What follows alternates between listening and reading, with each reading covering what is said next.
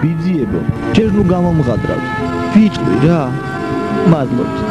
საღამოს 11 საათზე გთავაზობთ ირაკლის აღინაზის ძილის პირულს.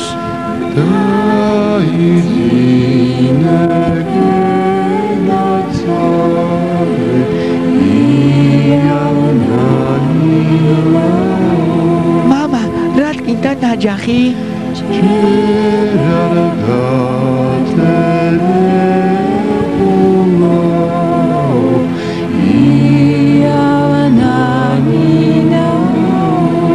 გაციუდებოდა საზამთრო ამოიღეთ კაცო კუბოდა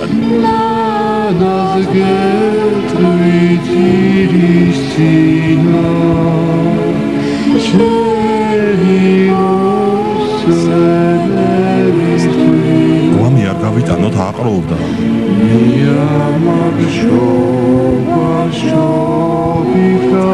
შენ ფილტვი და ითამაშე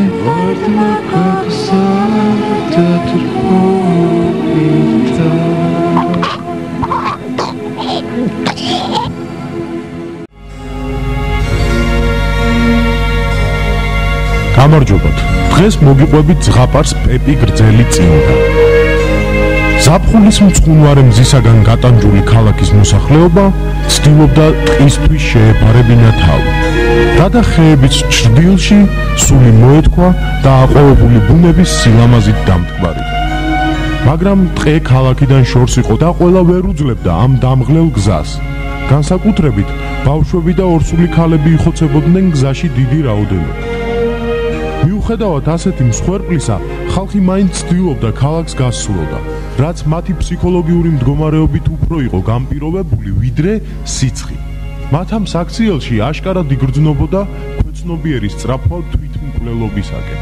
ადამიანებს ხომ საერთოდ ახასიათებთ თვითგანადგურების სურვილი, რომელიც თავის მხრივ უპირისპირდება გადარჩენის ინსტინქტს და ადამიანში იწვევს პიროვნულ გაორებას, რაც თავის მხრივ სათავეს უდებს სტრესებსა და ფსიქოზულ მდგომარეობებს.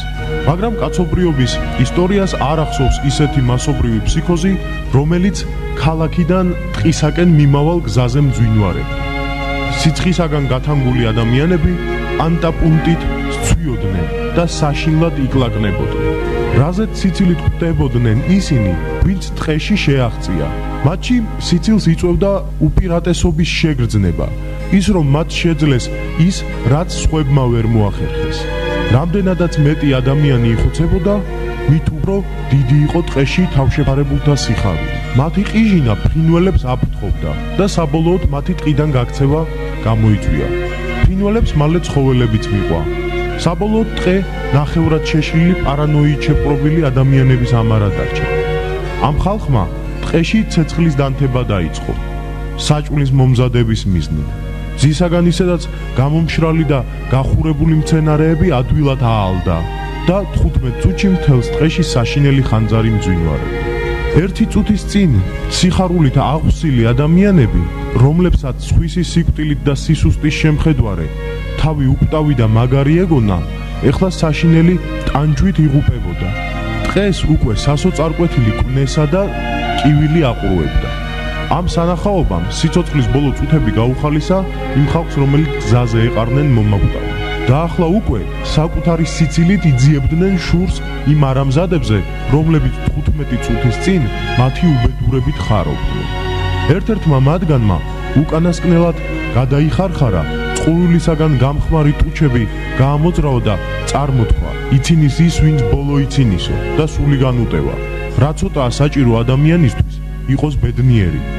საჭირო არსებობდეს მასზე უფრო უბედური და საწყალი არსება. ღმერთი კი მაინც სამართლიანია. ყველას საბოლოოდ ერთი ადგილი აქვს მიჩენილი, ჯოჯოხეთი. ამ ყველაფერს ტელევიზორში უცქერდა პეპი გრძელი წინდა. გოგონა, რომელსაც ეზიზღებოდა მამამისი, რადგან იგი მეზღვაური იყო და სხვა მოხეტიალეს შვილი მიტოვებული ჰყავდა. პეპის ეზიზღებოდა დედაც, რომელიც სწორედ მაშინ გარდაიცვალა, როდესაც ყველაზე უფრო სჭირდებოდა მის პატარას. პეპის ასევე ეზიზღებოდა მისი მეგობრები, რომლებიც ვერ იტანდნენ და დასცინოდნენ ჭორფლიან და აჩაჩულ-დაჩაჩულ უცნაურ გოგონას. მიუხედავად ამისა, პეპი ტელევიზორს უყურებდა და მზისაგან და ხანძრისაგან მომაკვდავი ხალხი ძალიან ეცოდებოდა. რა სულელები არიან, ჩაილაპარაკა მან. და ტელევიზორი გამოვთ. ძილინების